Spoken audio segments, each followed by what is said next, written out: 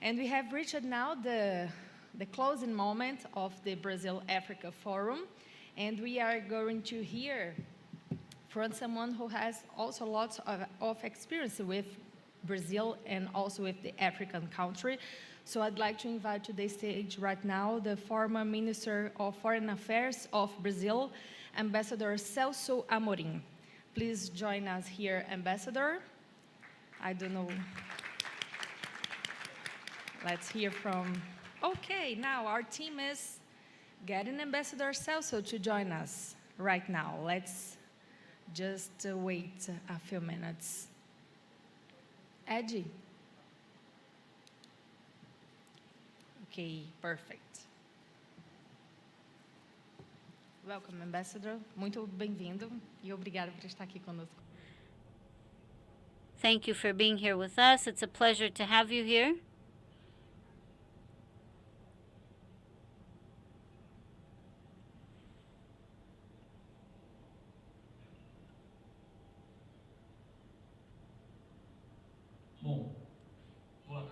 Well, good afternoon to all of you.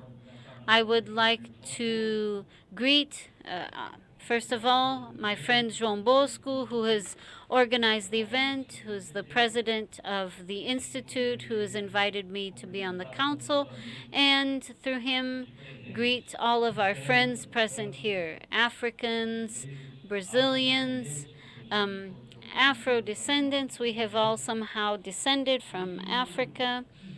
And I would like to say to all of you that I feel very pleased to see how this institute that I saw come to life in its first step, and to see how the creativeness of João Bosco and the reception of his partners brought to life something that when he first talked to me and wanted to interview me in Ceará, I thought, okay, this is interesting, you know, and to explore our interaction with Africa.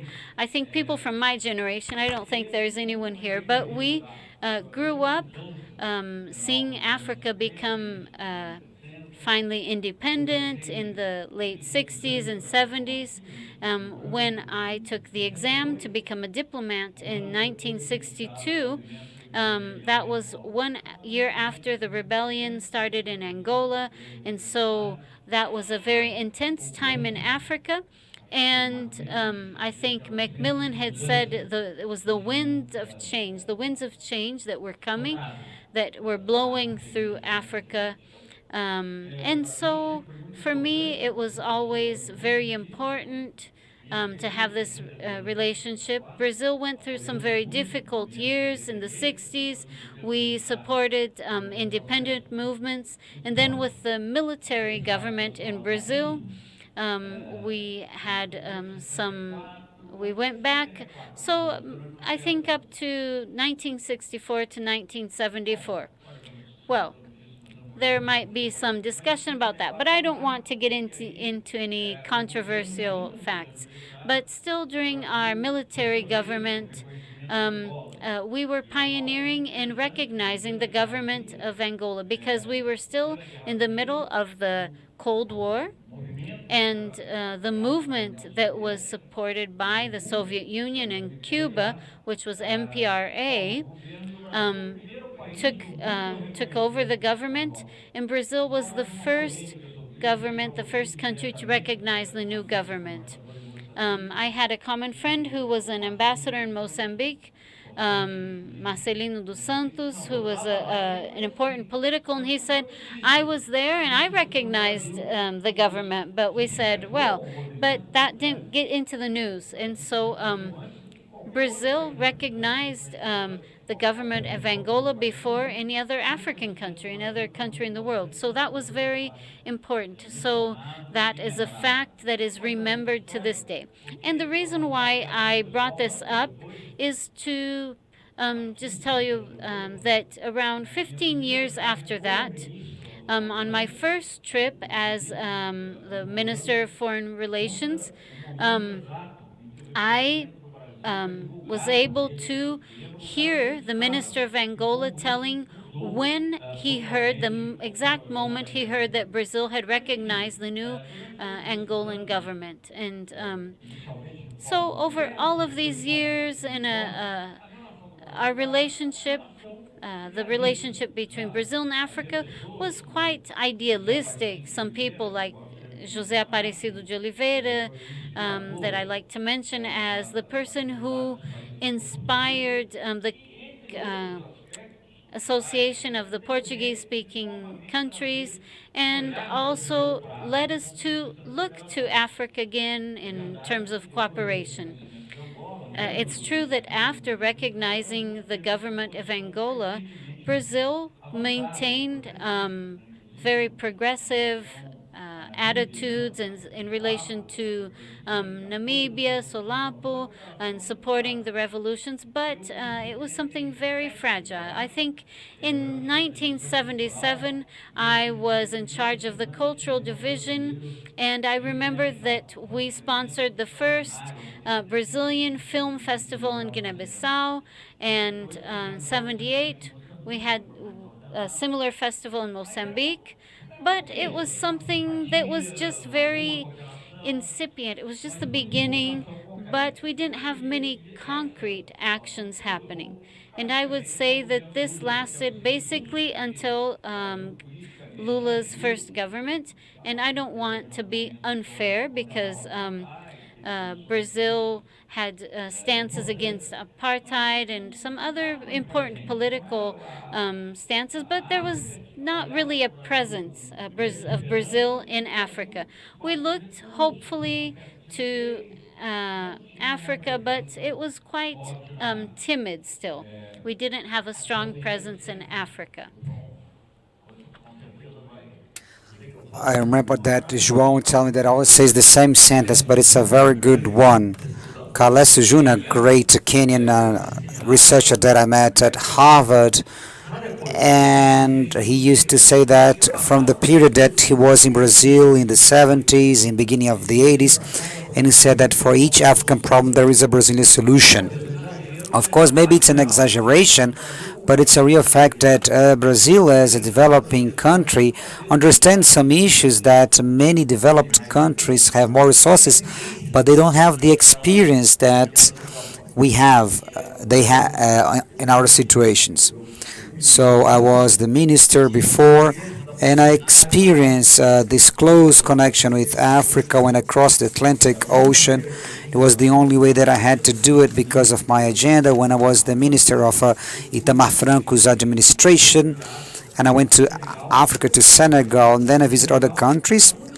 And the only way that I had was to use the Brazilian Air Force airplane. And they only had aircrafts that could cross the Atlantic without toilets. So I run the risk because my autonomy is similar to the airplane. If the airplane arrives there, I will have enough time to go to the toilet. So that's how it happened. So this relationship was then developed. We had important initiatives, for example, this peace zone of the South Atlantic with the Sarney president.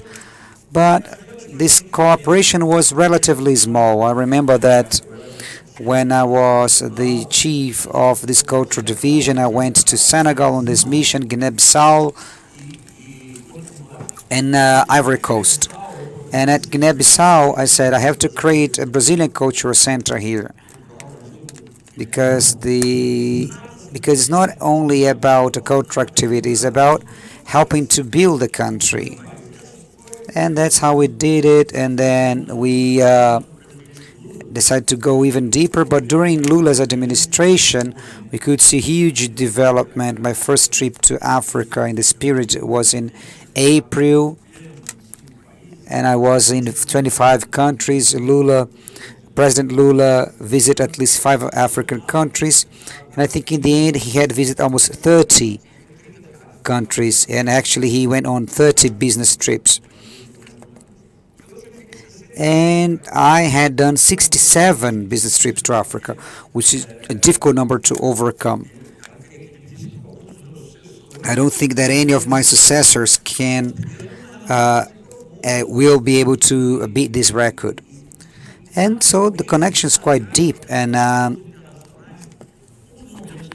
one of the most moving moments, I wasn't a minister, I was a Brazil ambassador in Geneva, and we're discussing patents because of HIV. And these international negotiations are quite complex. They start with large groups and they go smaller. And in the end, the group coordinator, who was a Mexican person, said, I want Brazil and the United States in the room. They were talking, discussing about drugs patents, and I was the Brazilian ambassador and I was the coordinator of that group. And I said, well, I won't be in the room without an African country because there was a nuance, subtlety. It's not a difference in position, but the emphasis was different. And the Cameroon representative at that moment, I don't know if it's the ambassador or a minister, but the Cameroon representative that was representing the African continent said, if Brazil is there, we are then represented. And of course, I was full of joy. And then we could achieve something amazing that up to the present moment is relevant. For example, it's about the SDGs, Article 3 on health, and they mention respecting all the flexibilities defined by the Declaration on Intellectual Property, including health. So this was a cooperation that was happening intensively. But we never had a boost that we had during Lula's administration. Of course, many things was more about desire than reality, but even so, the first idea was to have a factory of retroviral in Mozambique, but it became something else. But it was a facility to manufacture medicines, and for the first time, our livestock company opened an office in Accra, especially these cotton producers. And I was with the Mali's president, and the first sample of cotton that was produced with the help of our government. So we had Brazilian companies that were interested, and Brazil did something wrong, which was closing some embassies. Now they're doing again. Now they're doing it again, but fortunately not many. But I'm positive that in the first days under Lula's government administration, they will reopen these embassies. Brazil is part of Africa. It's impossible to separate one from another. I feel a lot as a Latin American person and close to our neighbors here, but I always remember, especially this trip that I went to Senegal. When I came back to Brazil, I went to Bolivia. Brazil is much similar to Senegal than to Bolivia.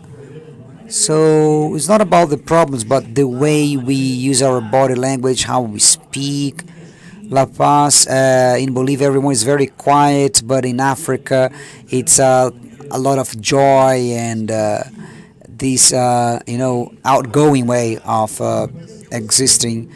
So this always happened with the help of the government. In the beginning, we had to almost force entrepreneurs to go to Africa, and there is a difficulty that we haven't overcome, which is about flights, which is an absurd that we don't have enough flights between Brazil and Africa. We have to solve this issue.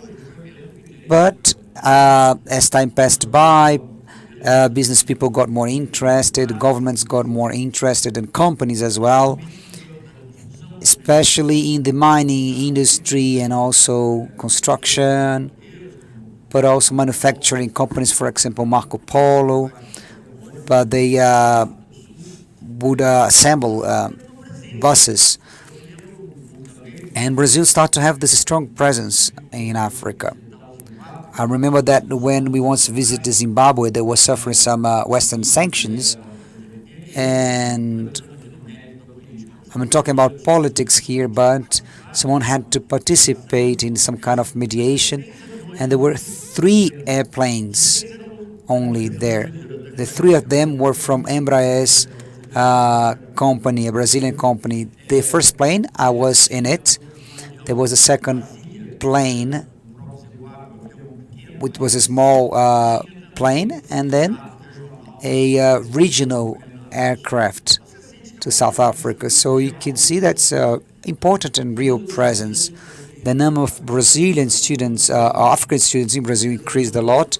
Maybe not as much as we want, as many as we wanted, or as much as we wanted. For example, once a Nigerian journalist said, if you were going to teach Portuguese with more, many Africans would prefer to come to Brazil and not to United States or Europe.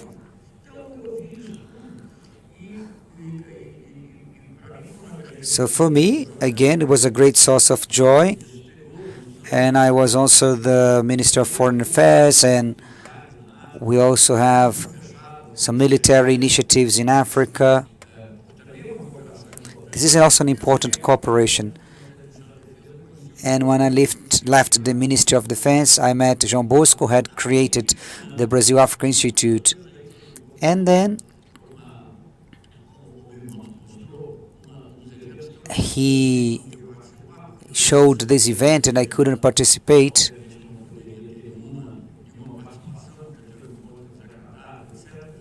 In this past administration, I couldn't really participate, but I could see that this initiative gained traction.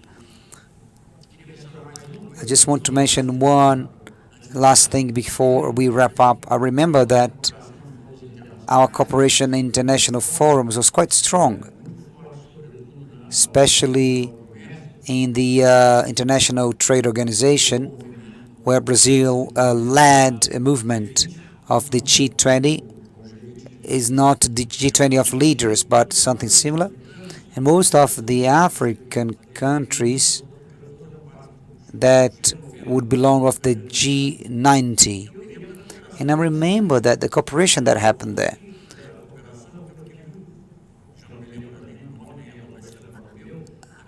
I remember that the Minister of South Africa and said we have to do something on agriculture.